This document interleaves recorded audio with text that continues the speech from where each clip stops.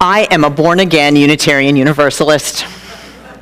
Now, some of you have heard me say that before, and for some it sounds like an oxymoronic statement or just a moronic statement. But this is the truth. I was in my mid-20s when I came to Unitarian Universalism. When I think about those times, I've come to realize recently, I always have the same image of a winding road that was on my path home in those days. It went by a lake where I would go sometimes to float and think.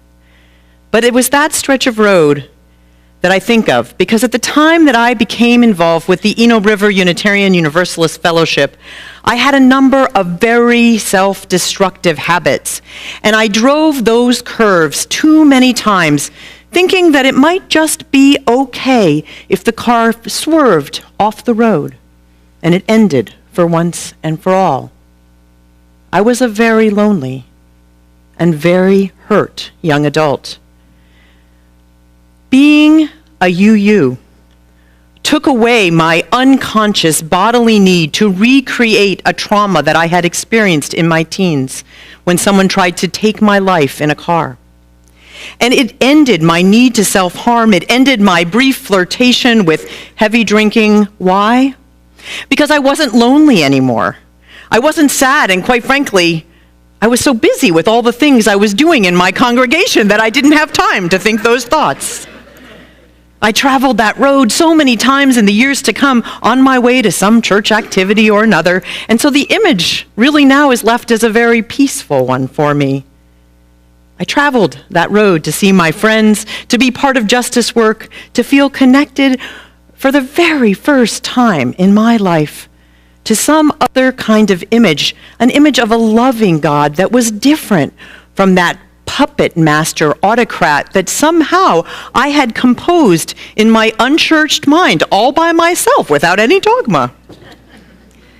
Now I need to tell you, I am a born-again Unitarian Universalist who was brought up through the generosity of the black church experience in the Southeast, because I had very, very generous friends who let me, as a multiracial young adult in those same kind of years, enter into their shared experience because they recognized something about me that I didn't even recognize in myself.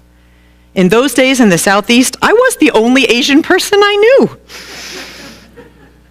I was working at the time in a small nonprofit, and it grew out of the anti-poverty, and empowerment programs of the 1970s. The office manager at the time was a large, caustic, scary woman of African descent who had no patience with us wet behind the ears puppies, as she called us. Somehow, though, early in my journey in that organization, she realized that while I had light skin privilege, which I definitely do, I had something else within me that she recognized as kin. She became intrigued with me when she realized that somehow I understood the coded Gullah dialect that she and the other black staff members used when they didn't want the white people to know what they were talking about. "Precious," she said to me one day, "in the summer, when you get that dark tan, you look just like my cousin." And it was her way of acknowledging our common traumatic past, though I didn't see it then. Bessel van der Kolk, whose words we heard earlier through Betty, has more than 3 decades of practice and study in the area of trauma.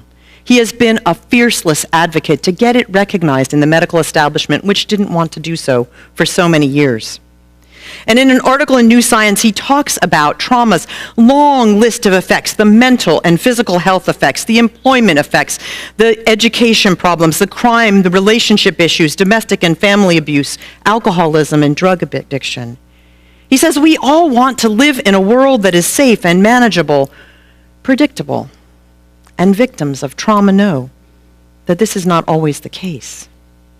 He and a number of his colleagues have brought new tools into the field which recognize that the extreme terror of trauma, if unprocessed, actually remains physically in our bodies. One of his colleagues, Peter Levine, notes that animals, after a trauma, will shake and quiver and be almost paralyzed, and then they'll get up and walk away and be almost perfectly fine. He believes that our intellectual ability to try not to think about it, to try to disassociate ourselves from that trauma, is part of what happens that means that we sometimes retain it because we don't actually take the time to process it. As I think you've figured out, I know in my life, the life-saving power that can come from loving and engaged connection and community. And in these times, that is so important. Just the events of the last few weeks have reminded us that so many are vulnerable in our society, and so many of us are being touched by trauma, directly or through the margins. The death of Billy Graham last week reminded all who grew up gay or lesbian, trans or queer of the abuse they suffered because of the public proclamations of this homophobe. We feel it and hear it in the news all the time. Medusa's footprints is one of Peter Levine's metaphors for trauma. Medusa was condemned to be a snake-headed monster after she was raped in the temple. This is a terrible story in our culture. I was thinking about using it as our time for all ages, and then I thought, no, we're not doing that one. I think we hear this story anew, though, through the lens of the Me Too movement. Trauma, Levine says, is perhaps the most avoided, ignored, belittled, denied, misunderstood, and untreated cause of human suffering. And he believes that if we were to treat it, we would vastly reduce the number of medical conditions that we have in our nation. I know I have bemused doctors in many states with the ways that I hold my trauma in my body. He says we enter an altered state, let's call it survival mode, when we perceive that our lives are being threatened. And if we're overwhelmed by the threat and unable to successfully defend ourselves, we can get stuck in this survival mode, a highly aroused state designed solely to enable short-term defensive actions. These are symptoms that can happen and which pervade communities, entire marginalized communities in our society. Those who have endured the horrors of war or sexual violation or other violent crime, those who suffer from verbal or spiritual violence or neglect, those who have had particular traumatic experiences need to be recognized and supported especially. And some observers believe that we are now living in a post-traumatic age. Victims of the constant acts of group violence around us and unable to understand what it means to carry this pain and grief in our bodies and in our societal structures. My resilience as a trauma survivor comes from the opportunity to serve and to connect and to be with others who are like-minded and who believe, as I did deep down inside, as our member Tony Nui discerned in his career as a psychologist before these other trauma experts figured it out, that there's something deeply resilient within us that we can always touch if we know it. But unrecognized and untreated, trauma makes us reactive and fearful, isolates and breeds illness and violence, and creates havoc in whole communities. We who believe in the inherent worth and dignity of all people have a very healing message, and we need to get that message out into the world and more closely into our own lives. As we also need to get out the message that we are in fact all interconnected. These two messages together are a very strong remedy for resilience.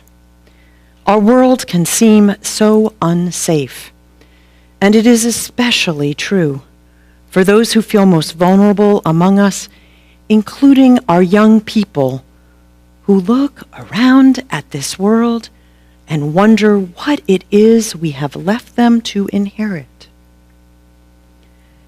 This is a time when we need community and connection, and for some, it may not be enough. If you are personally dealing with the aftermath of a traumatic experience, I want you to contact me or one of the other ministers on the staff, because we do have resources that we can refer you to Reverend Renoir, as you know, is a qualified chaplain who works every day with the effects of trauma. I also want to say, as a personal testimonial, that if you tried therapy for trauma decades ago, try it again, because they have learned a lot of things they did not know then. If the traumatic events of the world are trying your spirit, join us for some of our restorative practices, because we need to be resilient. And trauma, untreated among us, folks, makes us irritable, angry, agitated, quick to anger, defensive, and critical, which is just not fun in community, I need to say. So I'm saying, please, do something. I think about my father and the anger that was stored within his cells, about how that was translated into my body in some real way. I think about the impact of his internment as a young preschool student by that presidential executive order, which was 76 years ago last week, Japanese Americans. The humiliation of that trauma was deep within his body, and that became something that got turned down to me and that I unwittingly also passed on to my child. Our family knows about the intergenerational transmittal of trauma, and yet ours does not compete with the legacy of slavery. I am glad that we will hang that banner in a few weeks to say that Black Lives Matter on this campus, because the message in the cells and the lives of those people whose ancestors lay in the hulls of slave ships is something we must never, never forget, for it will not be erased easily among us. You know, I preached about humility a couple weeks ago, and that is because I have had to come to realize in my own life, at this particular point in my journey, where I must see my own wounding, something that I thought as a high-performing person I had completely eradicated from my life. But what I didn't know was there was a little piece left, and that little piece left me blind, so that I did not hear it when my child came to me and said that he had been harmed. I did not hear it. I will always hear it now. But it's something I need to know, and something we all need to know. It's not about competency. It's about how our lives and bodies work. My teacher and colleague, Jerry, might rejoice at the complex characters and the power-filled fantasy of the black-run superior world in the Black Panthers movie. Although she had this sort of innate and lived wisdom that I think was before her time. Precious, she would say, you need to look at how things is. And she said it that way directly. She would point out to me that the money from foundations and such benefited the educated white leaders, while she was still, decades later, in a support position in the organization she had helped to found. And I think about Jerry all the time, and I thought about her recently when I heard a jazz version of the song Kumbaya. This is a song which originated in the Gullah people, which were her ancestors, in a part of South Carolina where the legacy of slavery was particularly brutal. It's a song of survival that people said to each other when things were really dark, people whose first names we don't even preserve. And it was overtaken by the white liberal community with very good intentions until it was something so overused that it was made fun of and trivialized, and it lost its coded power. Come by here is what that means, kumbaya. Come by here. Come by here if you are hurting and needy. Come by here so that we can be a place of sanctuary, a place where we bring our hurts and where we can remember that spark of healing that is deep within us. Come by here, because here we believe in that goodness in humanity, even when that goodness seems silent. Come by here, so that we can be a place that mourns one another's losses and that celebrates with all our heart every victory, no matter how small. Come by here. Kumbaya.